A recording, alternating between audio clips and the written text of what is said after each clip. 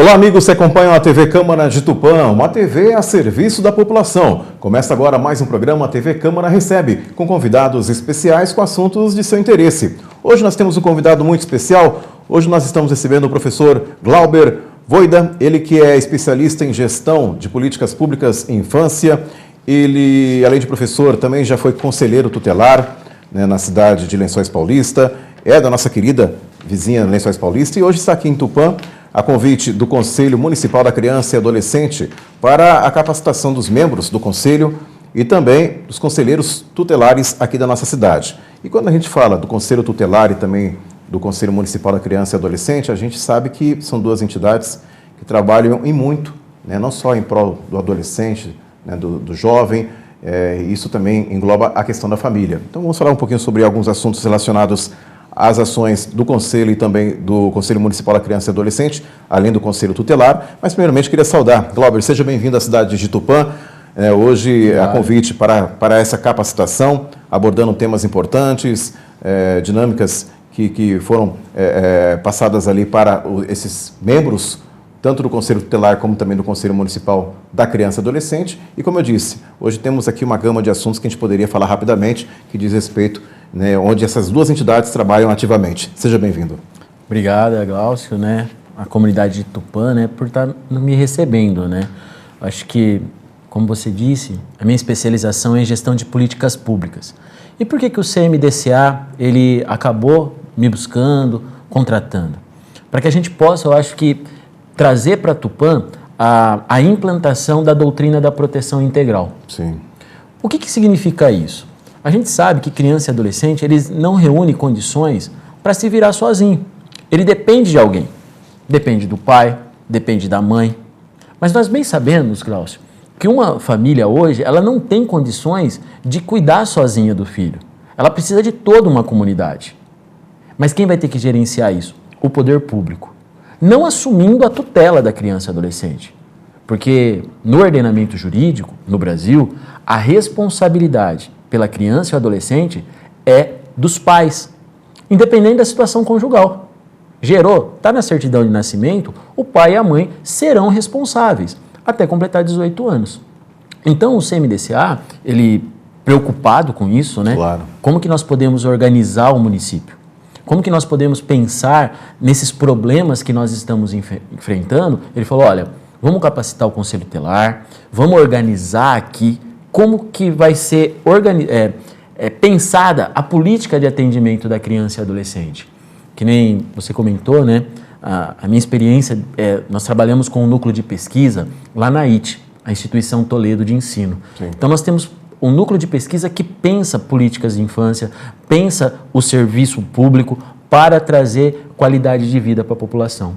Então eu acho que nesse sentido. E aproveitando esse gancho, Glauber, vamos falar um pouquinho, você citou aí algumas questões nessa discussão, existem aí algumas questões, eu já entrevistei aqui inclusive alguns membros do Conselho Tutelar, e eu fiz essa pergunta, e eu vou estender essa pergunta a você também. Uhum.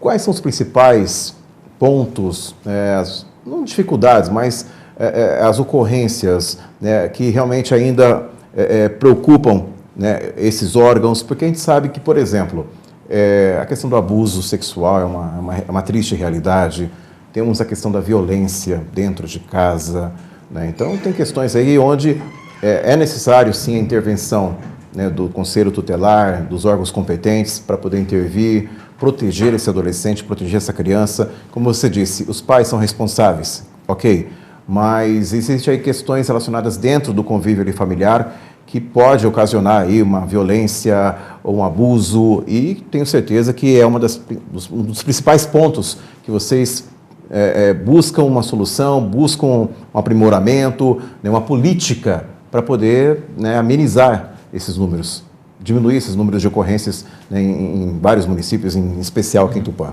Glaucio, eu quero esclarecer a toda a comunidade o seguinte. As pessoas reclamam muito do Estatuto da Criança e Adolescente. Sim. Porque fala o seguinte, depois que o Estatuto da Criança e Adolescente veio, tirou a autoridade minha como pai. Hoje eu não posso fazer mais nada com o meu filho, porque qualquer coisa eu sou ameaçado pelo meu próprio filho. Vou chamar a polícia, vou chamar o Conselho Tutelar. E há uma confusão muito grande, Porque a família, aparentemente, perdeu a autoridade sobre o filho. Mas isso está errado. Porque na Constituição, nós estabelecemos o quê? Que a família é a base da sociedade. É a base. E o Código Civil ele estabelece o quê? Que ninguém pode se intrometer na forma como a família administra a sua rotina. E ainda a legislação, o Código Civil, ele fala o quê? Que os filhos, enquanto forem menores, eles estão sujeitos ao poder familiar. Ou seja, agora eu falo ao pai e à mãe. O Estatuto da Criança e Adolescente, o Conselho Tutelar, ele não tirou a autoridade dos pais. O que nós não aceitamos são os abusos. Quando há castigo imoderado, abuso sexual, pais que abusam sexualmente dos filhos, pais que dão drogas para os filhos, que permite que o filho... E eu não estou falando da maconha, do crack, mas eu estou falando daquela droga permitida, o álcool. O álcool. Hoje na nossa comunidade, na nossa região aqui de São Paulo, nós sabemos que tem muitos pais que servem a bebida alcoólica, a cerveja para o filho. E isso é crime. Não pode. Então, quando acontecem essas situações que prejudicam o desenvolvimento da criança e adolescente, então o Estado ele precisa intervir. Porque todas as vezes, qualquer hipótese que o direito da criança e adolescente for ameaçado ou violado pelo pai, pela mãe ou pela sociedade, aí o Conselho Tutelar, esse órgão, né, que é um colegiado, que são 5 conselheiros, ele vai intervir para verificar qual foi a violação. E aí, quando eu falo de violação, Glaucio, nós temos que pensar o quê? Qual é o problema que ocorreu que está prejudicando o desenvolvimento físico, o crescimento da criança, o impacto psicológico, o impacto moral, que vai prejudicar o seu desenvolvimento. Aí o Estado, pelo Conselho Tutelar primeiro, chega ali para ouvir a criança, para ouvir a família e primeiro fazer um aconselhamento. Tipo, olha, isso daqui não está legal. Olha, a senhora precisa agir assim. Olha, e começa a aconselhar. Mas fora o aconselhamento, diante da situação que a família está passando de dificuldade, o Conselho Tutelar, ele requisita serviços do poder público, da saúde. Olha, vem um psicólogo aqui e converse com essa família. Atenda essa família, veja qual é o problema que está acontecendo. Com o CRAS, o assistente social. Assistente social, estuda essa família porque eles estão com problema.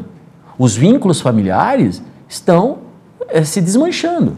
Eles estão perdendo o amor que tem entre eles. E nós precisamos o quê? Conforme a Constituição, garantir a proteção para a família, para que eles possam viver e construir uma vida boa.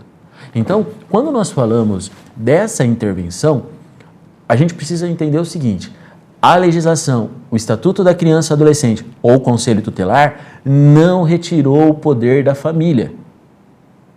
A família é soberana na forma como ela vai criar o filho, mas o pai e a mãe não são donos do filho.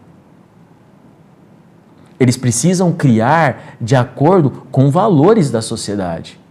E aí, quando você comentou a questão do abuso sexual, no Brasil, nós não aceitamos o incesto.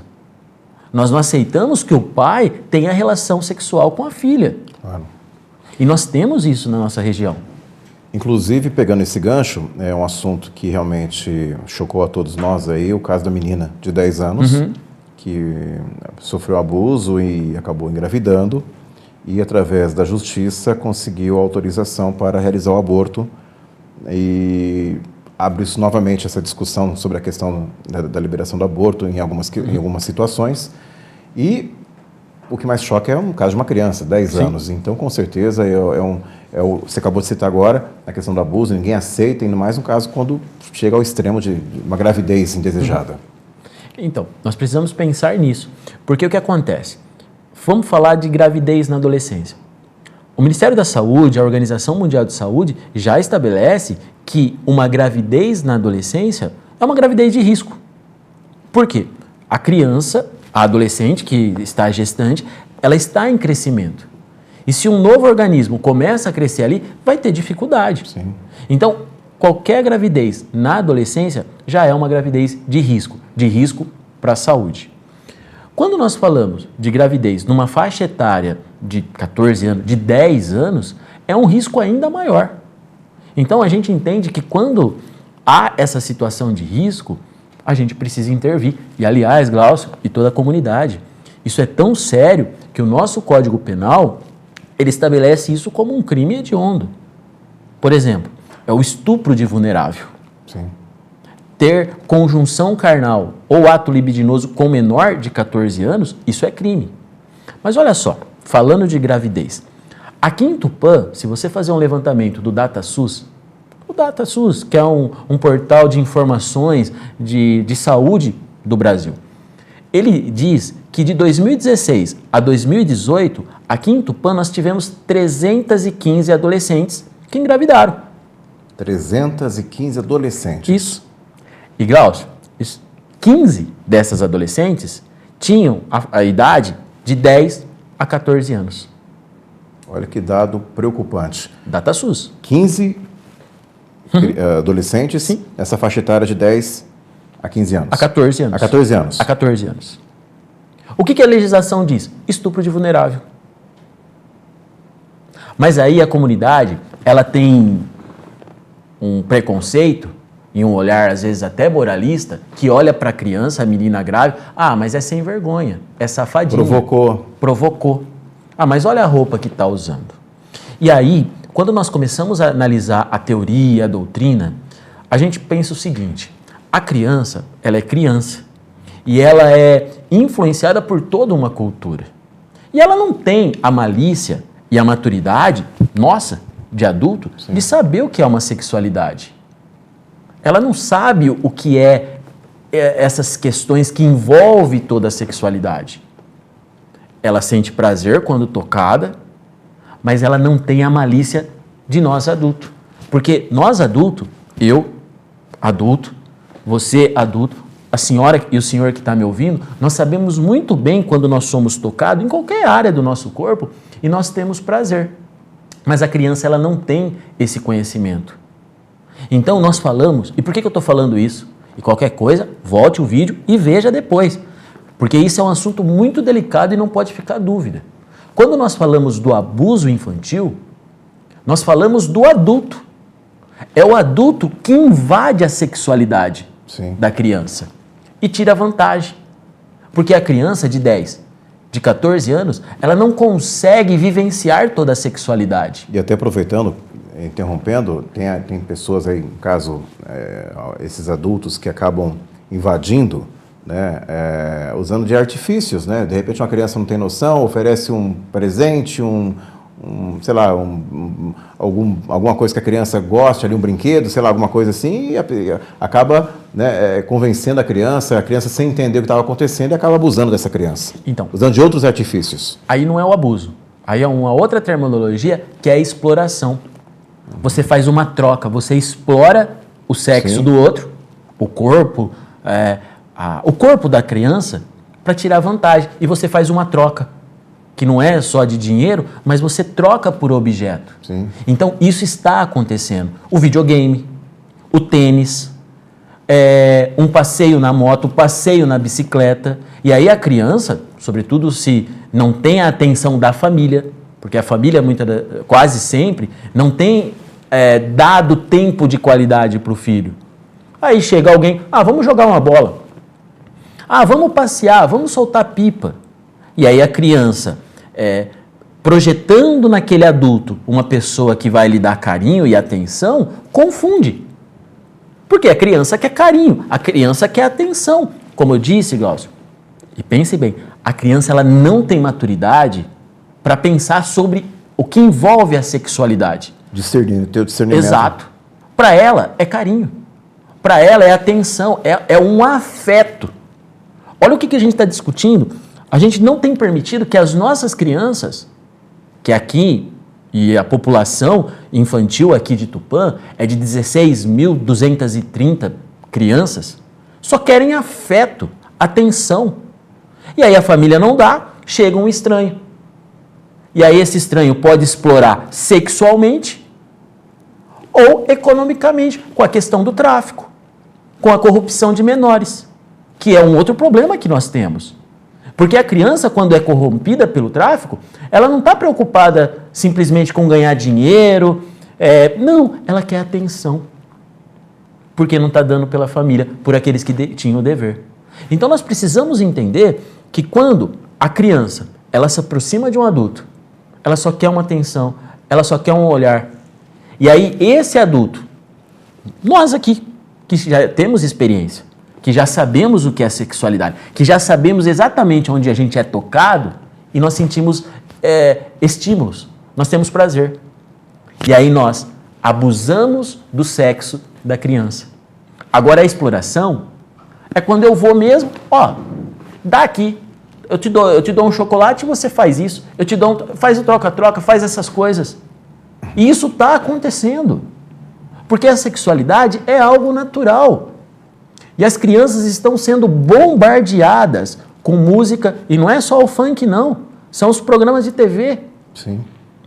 As novelas, a malhação, que estão estimulando o quê? Pelo olhar.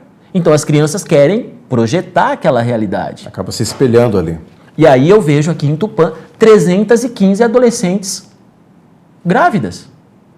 É um número muito preocupante. Sabe o que a ONU fala sobre isso? Desse número preocupante? Que é uma nova forma. Quando uma adolescente ela é engravida, isso é uma nova forma de escravidão. Sim. Porque a adolescente que está grávida, ela não vai ter tempo para ir à escola, para se capacitar, para desenvolver habilidades, para ser inserida no mercado de trabalho. Ou seja, ela só terá tempo para amamentar. E tudo isso por quê? Porque não teve um planejamento. Porque ela foi iniciada sexualmente precocemente, foi estimulada precocemente, ela não teve um acompanhamento de saúde, os métodos contraceptivos, camisinha, anticoncepcional, porque é um tabu. E aí o que acontece? Essa menina, eu estou falando de 315 adolescentes de 10 a 18 anos que engravidaram aqui em Tupã, e como que elas vão prover a vida, ter uma autonomia, ser inserida no mercado de trabalho? É o que a ONU fala, é um novo tipo de escravidão moderna, porque elas não terão uma autonomia para construir o seu projeto de vida. E aí eu estou falando de ter um trabalho, de ter renda. Com certeza. Mas o pior é que dessas, e aí eu chamo a atenção da comunidade aqui de Tupã, porque não é o pessoal de Herculândia, não é Marília, não é o pessoal da região. Eu estou falando daqui de Tupã. Eu tenho 15 crianças de 10 a 14 anos. A gente está repercutindo e preocupado com esse escândalo que aconteceu no Espírito Santo. Mas aqui, no nosso bairro, na nossa cidade, tem 15 crianças de 10 a 14 anos que engravidaram. E é um número que, como eu disse, realmente muitas pessoas não sabiam desse número, é um número oficial e que nos preocupa. E eu acho que é importante, como eu falei no início do programa, essas ações, esse trabalho que você veio fazer aqui em Tupã, de capacitação, né, dos membros do Conselho Tutelar e também dos integrantes do Conselho Municipal da Criança e Adolescente, que, como eu disse também no início do programa, tem essa função, esse trabalho de orientação, de proteção, acima de tudo, né? Mas você perceba que durante esse primeiro bloco do programa, temos ainda N assuntos para falar, mas só nesse primeiro bloco nós falamos praticamente exclusivamente do abuso sexual, da exploração sexual de crianças, quer dizer, entre outras questões também que envolvem a família. E como disse também o Glauber, a família é a base de tudo. Então, tem que ter realmente essa atenção junto aos adolescentes, aos nossos jovens, às nossas crianças.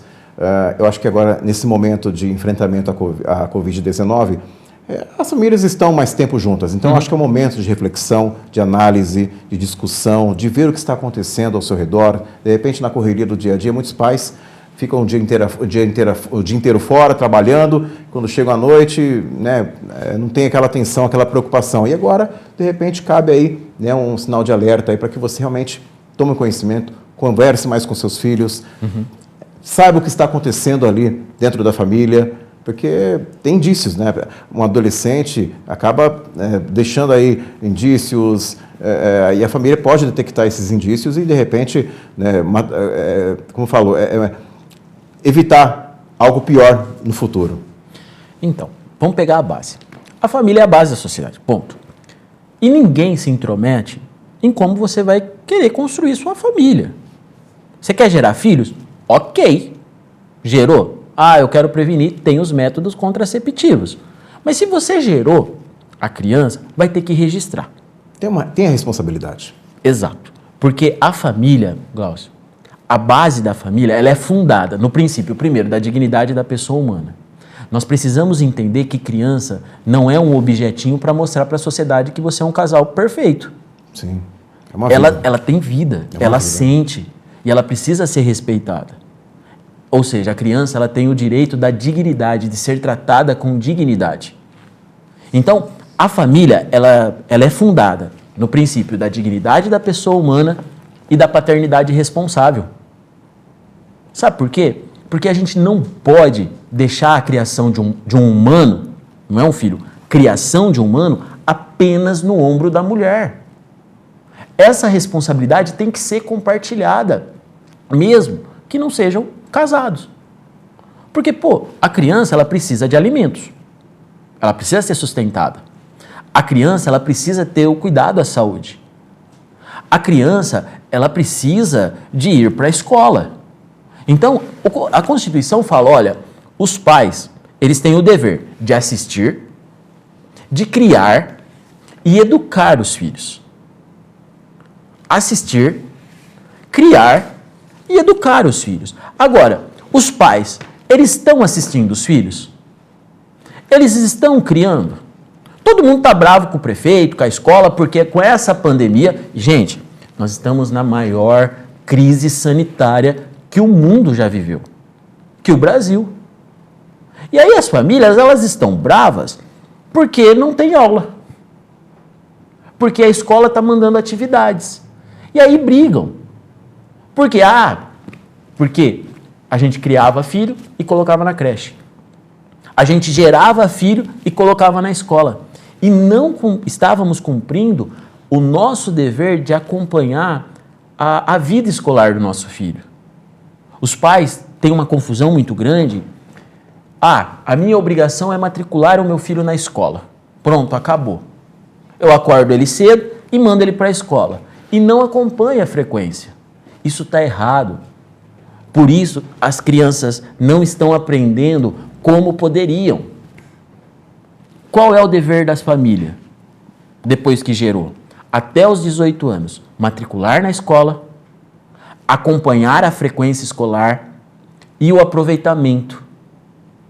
E a LDB diz isso.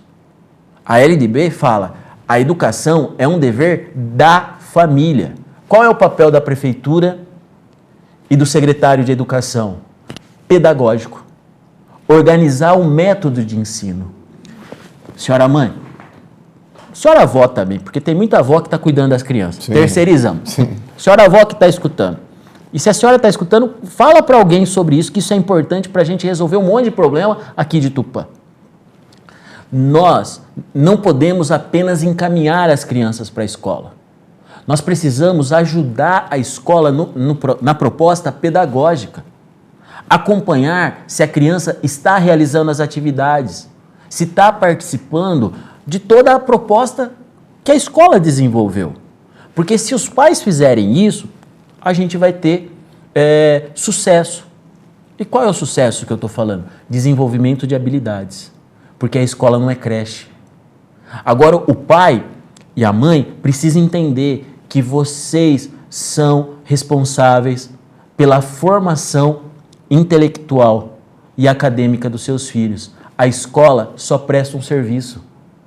E esse momento, o Brasil e Tupã está tendo uma oportunidade de pôr ordem na casa, de entender de quem realmente é a responsabilidade da educação dos filhos. Porque nós pagamos impostos. Toda a sociedade contribui para a educação de Tupã, para que haja um desenvolvimento social humano e econômico. A escola está lá. Nós estamos desenvolvendo atividade. E é bonito, Glaucio, me permita falar um pouco dos indicadores. Quando você olha a escola do 1º ao 5º ano, os indicadores do Saresp, por exemplo, a escola de vocês aqui do município é fantástica, tem números maravilhosos, as habilidades acima do adequado, avançado. Você olha a escola de 1º ao 5º ano, quando a criança não dá trabalho, os alunos bem, desenvolvendo. Mas aí, na hora que entra a adolescência, 6º, 7º ano, 13, 14, 15 anos, os pais não estão querendo passar pela chateação de escutar os filhos. Concorda? Concordo. Olha que interessante. Se você concorda, os pais não querem passar o tempo ouvindo os seus filhos. E aí o que acontece? Ele é humano, ele vai querer se relacionar. E aí tem uma pessoa ali do lado que quer se relacionar com a sua filha, É ali que mora o perigo. Tem o problema da gravidez precoce e do abuso sexual. Ou não vamos falar de sexualidade, mas aí ele vai querer brincar com o cara que está ali na quadra, ali na esquina. E aí na aventura começa as provocações de experimentar a cerveja, Sim. o baseado da maconha, e aí começa a ser um aviãozinho. Tudo está ligado. Por isso que nós e Tupã e o Brasil, mas vamos pensar Tupã, direto aqui Tupã, nós temos a oportunidade de repensar de quem é a responsabilidade de criar as crianças, de educar. A legislação diz, é da família, não é da escola e não é do conselho tutelar. Perfeito, perfeito. Bom, nós vamos para um pequeno intervalo comercial. Hoje nós estamos recebendo aqui o professor Glauber Voida, ele que é especialista em gestão de políticas públicas e infância, convidado pelo Conselho Municipal da Criança e Adolescente aqui de Tupã, né, com essa capacitação para os integrantes do Conselho e também para conselheiros tutelares aqui da nossa cidade. Daqui a pouquinho a gente volta. Segundo bloco, o programa TV Câmara recebe aqui pela TV Câmara de Tupã. Voltamos já.